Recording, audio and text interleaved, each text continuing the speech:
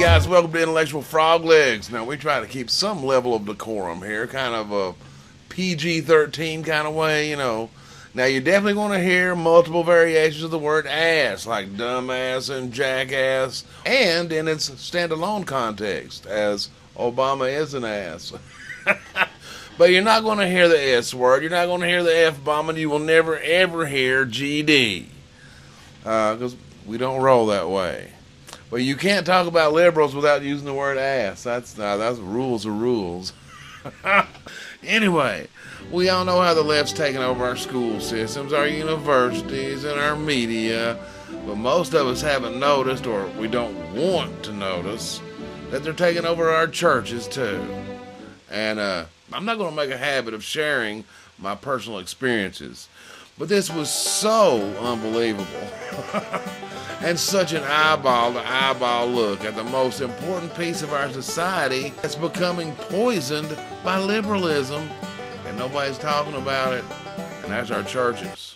I used to think that there was like this invisible line that most people, regardless of their ideology, would never cross when it comes to like a universal respect of God and the Bible.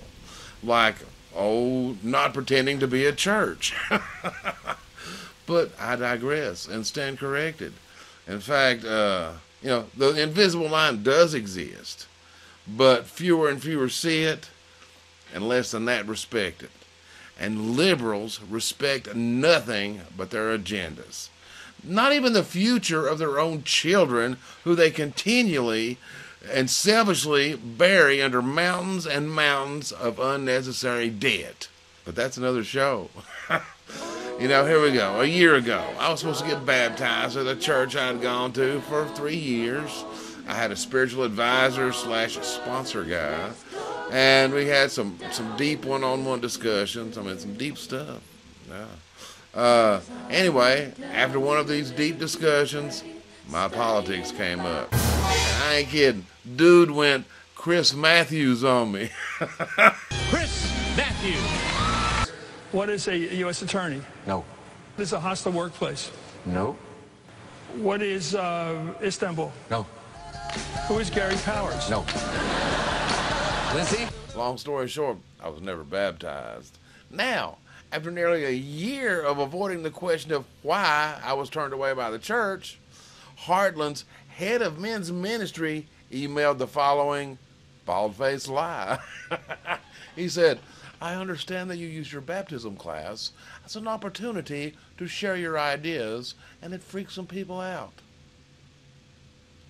Actually, the explanation would not be that far-fetched, because I do have a big mouth, and, well, I do like to freak out liberals. But the problem here is that it's a lie. I never attended their baptism classes. So anyway, immediately, this men's ministry dude apologizes for, now he doesn't call it a lie. He called it an inaccurate statement. But then, seriously and unbelievably, he replaces this now debunked lie with a brand new, fresh lie. Hand to God, it was your car. But, you know, that's what liberals do. They lie, even when they're being so polite. But, you know, this rambling, disconnected nonsense of liberals is not the point. Now, the point is this. 20 years ago, it was unheard of for government to be forcing the removal of our crosses, forcing the removal of our 10 commandments, because some atheist group or some Muslim group is offended. There is no right to not be offended.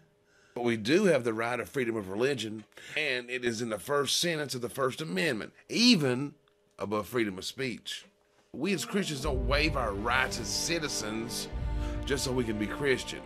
You know, I salivate for that church and state argument too. If the founding fathers had intended a separation of church and state, they wouldn't have put freedom of religion in the First Amendment. You know, more 10 Commandments were removed in Oakland a couple of weeks ago, and we just yawned. Where in the hell are the churches? Where in the hell are the churches? Are you preachers and pastors and ministers and reverends? Are you guys bored with this? Shame on you for sitting and doing nothing. Shame on you. Now, I ain't no expert, but I do know that there's scripture that says fight the good fight of faith. And quietly sitting on your ass ain't fighting nothing. And now there seems to be even more versions about false teachers.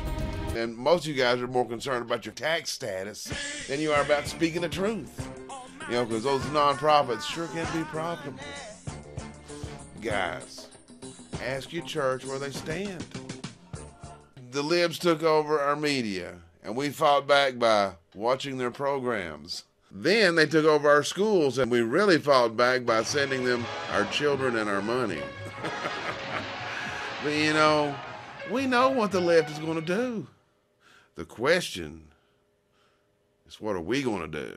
This is Mr. Montgomery. I met him a few weeks ago in New York. Oh, how are you? You live here? Yes. Well, maybe you know what a zombie is. It's worse than horrible because a zombie has no will of his own. You see them sometimes walking around blindly with dead eyes, following orders, not knowing what they do, not caring. You mean like Democrats?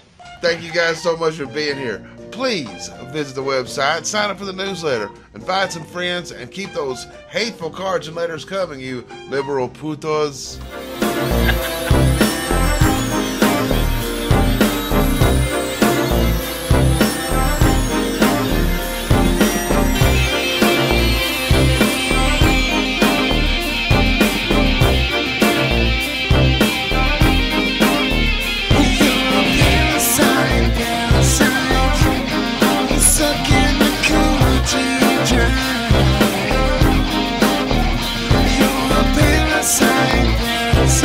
JoeDanMedia.com